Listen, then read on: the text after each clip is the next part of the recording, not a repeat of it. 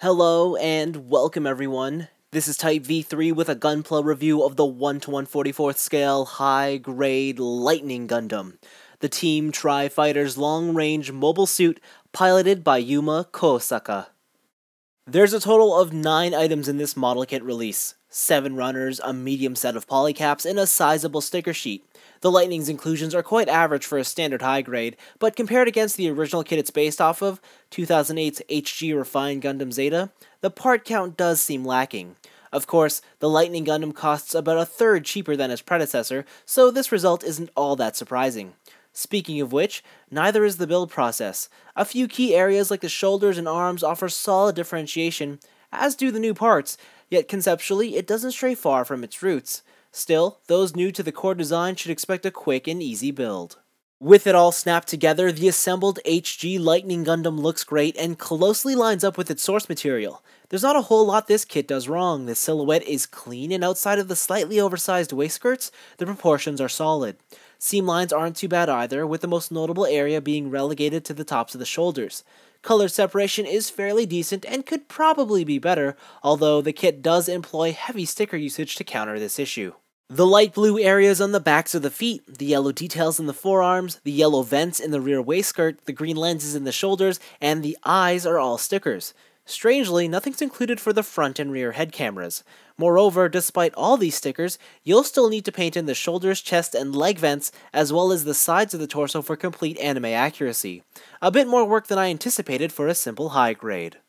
Thankfully, none of the mentioned areas proved to be a difficult painting task. Furthermore, panel lining on the Lightning Gundam was both minimal and smooth. With the application of these additional details being mostly effortless, this HG makes a great opportunity for beginner-level modelers who are ready to increase the challenge. At 5.5 inches tall, the Lightning Gundam is larger than your average high-grade Gundam. The increase in size is always appreciated on a 1 to 144th scale kit, and it displays nicely alongside the other Team Tri-Fighter mobile suits. For articulation, the head is on a ball joint, as is the base of the neck, so it can go back and forth, up and down, good side-to-side tilting, and it can look all the way around should you choose. The torso itself, there's a ball joint at the waist, so that can go side to side, but it is limited by the waistskirt, and you can't really get any tilting out of it, but you can get some tilting out of the second ball joint in the mid-torso. Of course, it does become a little bit separated, but still it offers some good range of motion should you use it. The entire arm is connected on a ball joint, which can go all the way around should you use it. There is a swing-out polycap for that extra motion. This part of the shoulder pad can hinge downwards, and of course there's a second hinge in the arm to allow it to go outwards, bicep swivel, double-jointed elbow, and a ball-jointed wrist. Hip skirts are your standard stuff, ball joints in the front, although these are very loose and I can't figure out why. The sides can go outward and they can swivel, but I found that they are pretty limited just because of the size of everything. And then of course this huge back plate here is one solid piece. This means that forward kicks are pretty good, but outward kicks are super limited. There is a thigh swivel here, and of course the hips themselves are connected by a single bar so they can do that little wiggle thing. The knees have an interesting connection. The joint at the top can go back and forth, and then the joint at the bottom can also bend, so you can have some weird knee action going on. You can have a double joint there. The only big problem is that this back skirt really just impedes every type of movement you want to use. It just always hits that thing. The knee pad can come out slightly. This section of the front ankle guard can move up. And the ankles themselves are on a back and forth hinge. The foot is on a ball joint with some decent tilting. Again, it collides with the sides here. And the feet themselves, there is a toe joint, but it does not work upwards. It only works downwards, so it's a bit useless in that sense. Articulation on the Lightning Gundam is a bit hit or miss. The upper body is well done with minimal limitations, while the lower body is the exact opposite. The biggest disappointment by far is that this Gundam has a hard time with any crouched positions. Moving on to the accessories, and there's a decent amount. Apart from the already attached fists, there's also a left side only open palm. It adds display variety. Next up are a pair of beam sabers. They're pretty standard and the Lightning Gundam grips them well enough. Interestingly, they store on the underside of the hip skirts. It's a nice concealment, however, it makes it almost impossible to remove them without pulling off the skirts entirely. The Lightning Gundam's main weapon inclusion is the beam rifle, and it's nothing extraordinary in design. There's no weight issues, although you can use the adjustable second grip for added support. You can also replace the front end with a much larger barrel for the real sniper rifle experience.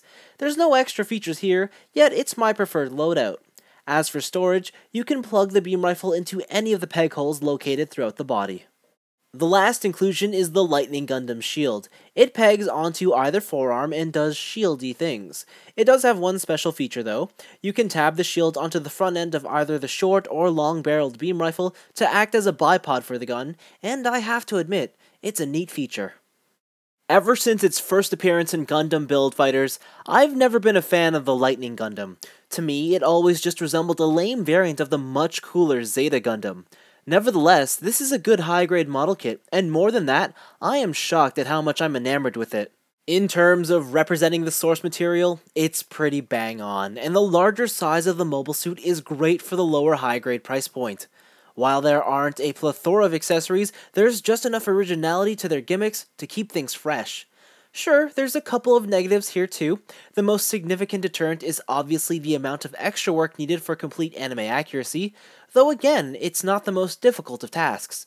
Articulation can also be viewed as a setback, but considering this is a sniper unit, I don't find myself too fussed about it. Overall, there's a healthy mix of positives and negatives to the 1:144th scale HG Lightning Gundam. There's no single aspect to it that's truly astonishing, nor is there a detrimental flaw. Still, as a whole, I found the Lightning Gundam to be greater than the sum of its parts, and a superbly satisfying high-grade model kit. But that's all for me. Thanks for watching, and you know, I think I wasn't into the Lightning Gundam because I always felt there was something lacking in its design. Like it was calling out for an upgrade or two.